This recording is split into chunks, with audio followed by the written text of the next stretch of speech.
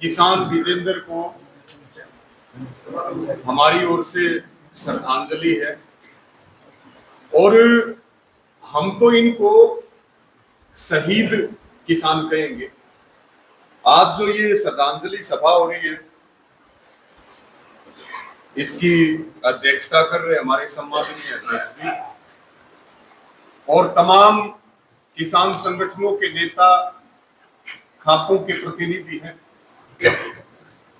देखिए, घटना तो इससे बड़ी हो नहीं सकती।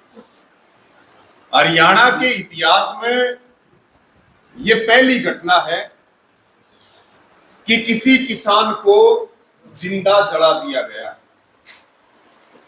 और ये 2 जून की घटना है।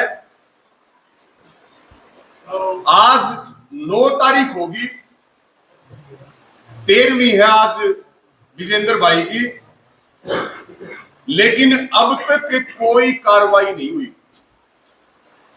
कार्रवाई क्या हुई है कि भाई स्ट्राइडेंट कंपनी को कैसे बचाया जा, इसका जो मालिक है सुमित कुमार नरवर, इसको कैसे बचाया जा।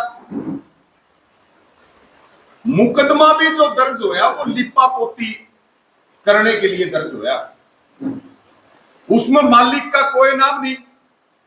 भाई बिना मालिक की सहमति के उसके कारिंदे इतना बड़ा काम कर सकेंगे?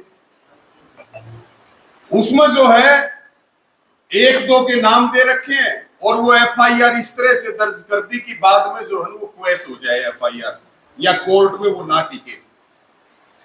तो ज्यादा बात ना करते हुए जब हम 6 तारीख को आए और हम घटनास्थल पर गए, उस टाइम पे पूरा पुलिस प्रशासन वहां तैनात था और हमारे साथियों को दबाने की भी कोशिश कर रहे थे।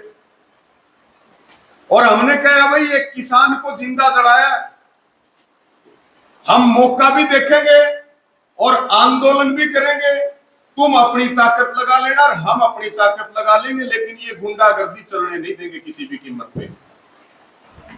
तो मेरा यही कहना है कि एक तो परिवार की सहमति बहुत जरूरी है और मांग पे भी सहमति बहुत जरूरी है। हम पूरी पंचायत आज बैठी बिल्कुल इस बात का भरोसा और यकीन दिला रहे हैं कि हम पूरी मजबूती के साथ जो भी जिम्मेवारी आप हमारी लगाओगे उसमें आपको खड़े मिलेंगे और फैसला भी मजबूत लेना पड़ेगा। बिल्कुल ठीक बात है, हरियाणा के किसान भी इंतजार कर रहे हैं कि आज के फैसला होगा। मजबूत फैसला लेने की जरूरत है और इसी विधानसभा का विधायक सरकार में कैबिनेट का मंत्री है, एजुकेशन मिनिस्टर है, इसी विधानसभा का विधायक। तो ये गंभीर मसला है। मैं पुनः भाई विजेंद्र को श्रद्धांजलि देता हूं और परिवार की सहमति से जो आप रूपरेखा बनाओगे उसके ऊपर मजबूती से लड़ाई लड़ने का काम करेंगे और सारे मिलके लड़ाई लड़ेंगे। और भाई इस परिवार को, इस किसान को न्याय मिलना चाहिए। विजेंद्र को अगर आज इसमें न्याय नहीं मिला तो फिर ना तो किसान नेताओं का कोई काम, ना किसान यूनियनों का कोई काम। इस परिवार की चाहे आर्थिक, सबसे पहले क्या होना चाहिए, जो दोषी है उन पर कार्रवाई होनी चाहिए। उसके बाद आर्थिक सहायता की और नौकरी की, उन चीजों की बात आती है। सबसे पहले दोषियों के ऊपर कड़ी कार्रवाई होनी चाहिए जिन लोगों ने इस जघन्य हत्याकांड को अंजाम दिया है। मैं एक बात और कहूंगा आपको अंत में, कुछ हमारे भाई कंफ्यूजन फैला रहे हैं और ये बात कोई कुंडली में गुड़ फोड़ने की जरूरत नहीं है। आपके सबके बीच में मैं कहूंगा, कुछ हमारे भाई मिसगाइड होकर के कई जगह से ये बातें दाएं बाएं से आई कि भाई जो मृतक विजेंद्र है उसको आग लगाई नहीं गई, उसने खुद ने आग लगाई। ऐसी बातें पानीपत से बाहर जा रही है जगह जगह पे। तो भाई ये बात करके हम कंपनी को फायदा कर रहे हैं, ये बात करके सुमित कुमार नरवर को बचा रहे हैं, ये बात करके हम हरियाणा सरकार को और प्रशासन को ताकत देने का काम कर रहे हैं। हम हैं किसान के वकील, जो किसान का झंडा उठावे, यूनियन में काम करे, हम किसान के वकील हैं, किसान की लड़ाई लड़ेंगे भाई, कंपनी से हमें कोई लेना देना नहीं है। जो विजेंद्र की जमीन, फ्रंट की जो जमीन है 2 एकड़ के लगभग, जो तहसीलदार थे लेकिन डीसी ने मिली भगत करके वो जमीन कंपनी को कब्जा करवाई और 2 किले उसको पीछे दे दिए।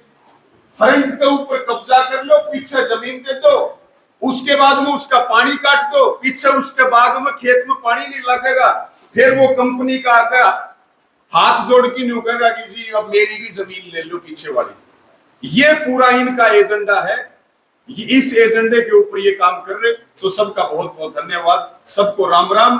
और एक बात और कहूंगा, एसपी और डीसी से आज हमारे प्रतिनिधि मंडल को मांग पत्र के साथ जरूर मुलाकात करनी चाहिए और उनको एक टाइम दे देना चाहिए कि इस समय में बात नहीं बढ़ी तो फिर हम अगला फैसला अपना लेंगे। सबका धन्यवाद।